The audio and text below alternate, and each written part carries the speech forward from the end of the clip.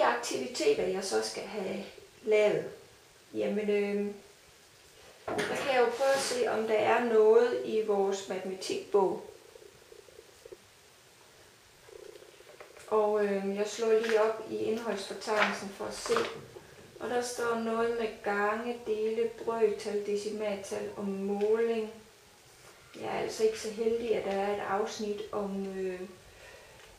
om negative tal i kontekst 4. Jeg har så derimod kigget lidt i multi. Jeg har et lille dobbeltopslag om negative tal, hvor jeg ligesom vil tage lidt udgangspunkt i det. Bruge nogle af multis praktiske opgaver, og så slutte af med, at de dygtigste kan få lov at regne de her opgaver hernede, som kræver lidt mere af dem. Ellers så vil jeg bruge matematikfæsser rigtig meget, da det her jo er en færdighed, og færdighed kan trænes rigtig godt på fæsser.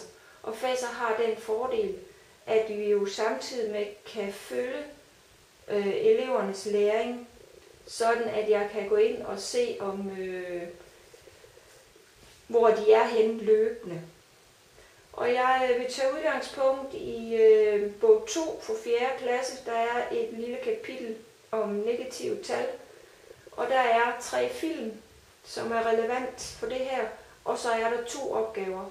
Går man ind i Fæssers opgavesamling, så kan man finde mange flere opgaver til negative tal.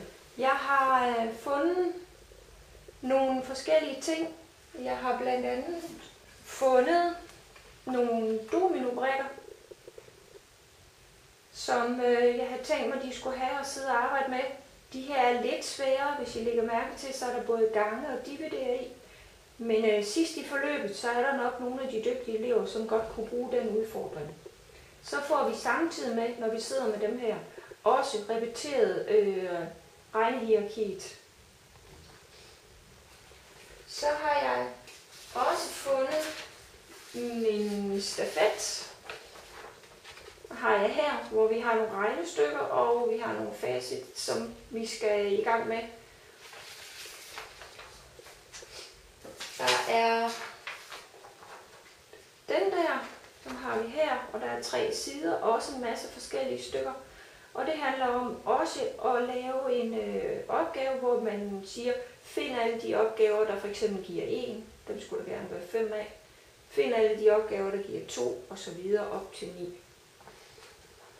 Og så har jeg fundet sådan en her, for at det der med at have negative tal efter størrelse. Så sådan en her til støtte, der får de udleveret tallinjer, så man kan hoppe frem og tilbage på tallinjen.